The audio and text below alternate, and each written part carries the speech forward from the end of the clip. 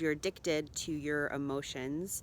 So thoughts create emotions, and emotions can create thoughts, um, and emotions change chemicals in your body. So like you're literally changing your body chemistry based on what you think and what you say out loud. You have to be really careful with what you say. Your words are powerful. So I had to make sure that I no longer, and I invite everybody to do this, not to use the word my when it comes to Lyme disease. It's not your Lyme disease, it's Lyme disease. It's separate from you, and it's something that you're going to overcome. So it can't become your identity, because that makes it harder to overcome, because you actually have to grieve that version of yourself in order to heal. And so the more space that you can start putting there now, and realizing like that is not your identity. This is something you're going through right now, but this is not your identity. This does not have to be a life sentence. This does not have to be, I mean, I go into these groups and people ask if there's any way that you can get well, and all the comments are like, no, this is a life sentence. No, there's only remission. No, there's no cure. And I feel like that is really detrimental to people, because I believe you can get well, because I have. And I've really let go of that identity, and I don't think it's even possible for me to go back. That's not even a possibility in my mind. And I know that the cells in my body are listening to my thoughts. And so I wouldn't even say that. I wouldn't even use the R word, because you're just inviting it to come back. And why would you invite that in? And I understand that people do have flares, and it does come back, and you have stress and traumatic things, and it can lay dormant and then come out. That does happen for people.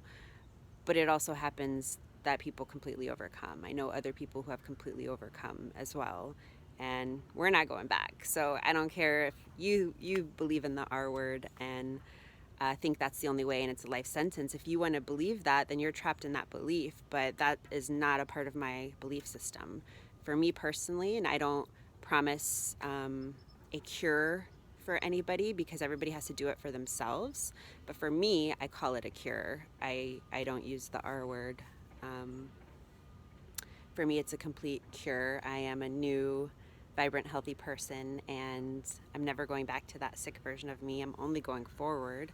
And I could have, fluctuations along the way and need to adjust my regimen and need to take care of myself, but that's what I want to do. I want to love myself enough to take care of myself. So I'm going to continue nourishing my body and my mind and my soul. I'm going to continue moving my body, because a body in motion is how we're supposed to be. I'm going to continue being in nature. I'm going to continue meditating and taking care of my spirit, and I'm going to do all of these things to love myself and take care of myself, because that's how I stay well.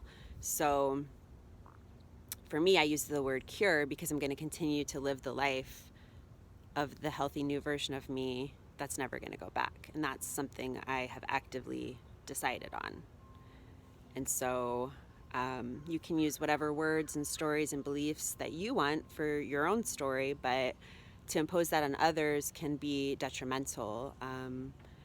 To say that there's for sure no cure and it's always going to be there, that is kind of like putting a spell on somebody, really, because your words are powerful. So I invite you to just look at your own narrative of your relationship with Lyme disease, and what's your narrative, and is it helping you?